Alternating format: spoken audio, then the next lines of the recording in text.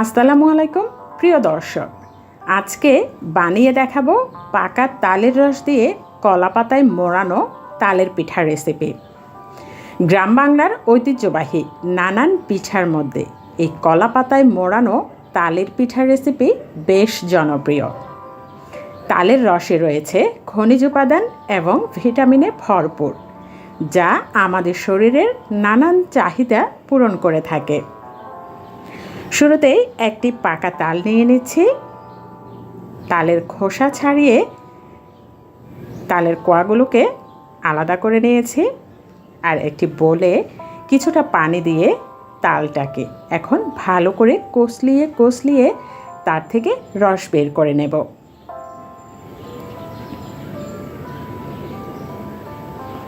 রস বের করে নেয়ার এই পর্যায়ে একটি ছাঁকনি বা চালনির সাহায্যে তালের সম্পূর্ণ রস ছেঁকে নেব।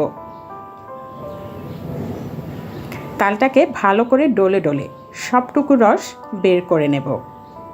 এই কাজটি একবারে করে নেওয়া যেতে পারে বা 2-3 বার করে নেওয়া যেতে পারে। সম্পূর্ণ রস বের করে নেওয়ার পর এই রসটা দিয়ে এখন পিঠের জন্য একটি ডো তৈরি করে নেব। দিয়ে দিচ্ছি শুকনো চালের গুঁড়ো। সম্পূর্ণ ডোটা তৈরি করতে চালের গুঁড়ো লেগেছে 3 বাটি পরিমাণ। এখন দিয়ে দেয়া হচ্ছে নারকেল কোড়ানো। নারকেলটাকে একটু ছোট করে কোড়ানো হয়েছে। এই ক্ষেত্রে কিউব করে নারকেল কুচি বা একটু লম্বা শেপের নারকেল কুচিও দেয়া যেতে পারে। এখন টেস্ট অনুযায়ী লবণ এবং যে যেমন মিষ্টি পছন্দ করে সে অনুযায়ী চিনি দিয়ে দিচ্ছি। 2 চামচ পরিমাণ বেকিং সোডা, এই ক্ষেত্রে ইস্টও ব্যবহার করা যেতে পারে। আর আজকের রেসিপিটি শেয়ার করছি আমার বড় আপার হাতের বানানো পিঠার রেসিপি। আজকে আমিও আপনাদের মতো দর্শক। রেসিপিটি ভালো লাগলে সাবস্ক্রাইব করে ফ্রেন্ডস অ্যান্ড ফ্যামিলির মাঝে শেয়ার করে যেতে পারেন।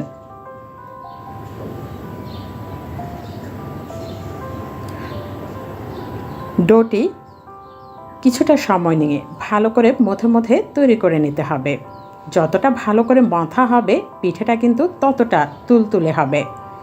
দিয়ে দেওয়া হচ্ছে 2 রুম টেম্পারেচারে থাকা ডিম। আর এই পিঠের ডোটি তৈরি করে 3 থেকে 4 ঘন্টা রেস্টে রেখে দিতে হবে, তাহলে কিন্তু পিঠেটা খুবই সুন্দর হবে। অন্যদিকে কলা গাছ থেকে কলা পাতা কেটে নিয়ে পাতাগুলোকে সুন্দর করে পরিষ্কার করে নেওয়া হচ্ছে।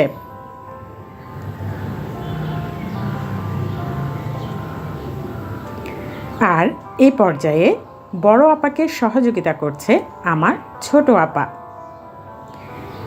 যে ডোটা রেস্টে রাখা হয়েছিল সেই ডোটা থেকে চামচের সাহায্যে কলা পাতায় একটু লম্বা শেপে পিঠার আকৃতি করে দিয়ে কলা মুড়িয়ে দেয়া হচ্ছে। এভাবেই একে একে সবগুলো পিঠে ডো দিয়ে তৈরি করে নেওয়া হচ্ছে। আবারও বলছি, রেসিপিটি ভালো লাগলে সাবস্ক্রাইব করে ফ্রেন্ডস অ্যান্ড ফ্যামিলির মাঝে শেয়ার করে যেতে পারেন। আজকের রেসিপিটি বানিয়ে দেখানো হবে মাটির চুলায়।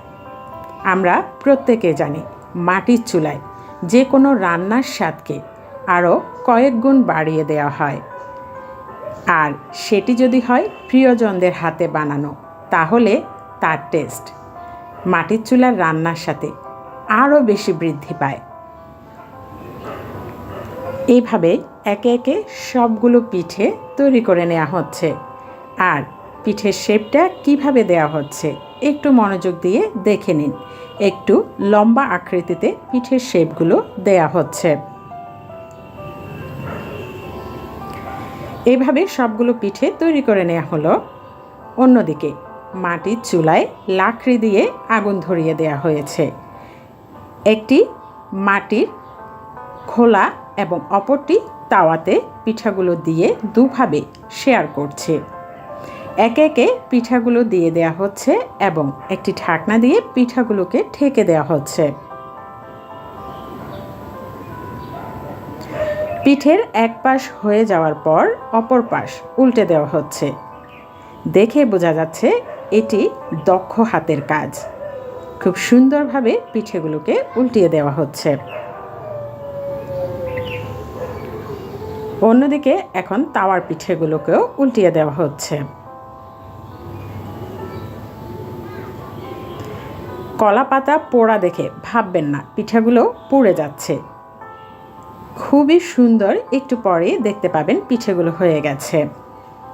একে একে সবগুলো পিঠা তুলে নেওয়া হচ্ছে। পিঠাগুলোকে চেক করে নেওয়া হচ্ছে ঠিকঠাক হয়েছে কিনা। সবগুলো পিঠে নামানোর পর আরও কিছু পিঠে দিয়ে দেওয়া হচ্ছে। অপরদিকে মাটির খোলা থেকেও পিঠাগুলো তুলে নেওয়া হচ্ছে।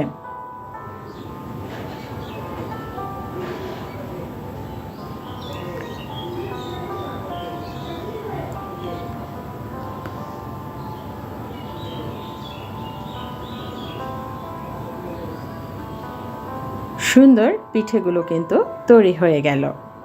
দারুণ সুস্বাদু পিঠার রেসিপি নিশ্চয়ই আপনাদের ভীষণ ভালো লেগেছে। একটি পিঠা মাঝখান থেকে ছিঁড়ে দেখানো হচ্ছে কীরকম হয়েছে। একেবারে সফট এবং অসাধারণ স্বাদের এই পিঠা রেসিপি নিশ্চয়ই সকলের ভালো লেগেছে। গ্রামে এসে এ ধরনের পিঠা খাবেন না, এতটা সুন্দর সুস্বাদু তা কি হয়? আশা করছি সকলের ভালো লেগেছে। আজকের জন্য তাহলে এ পর্যন্ত। নতুন অন্য কোনো ভিডিও নিয়ে হাজির হব আপনাদের মাঝে। আল্লাহ হাফেজ।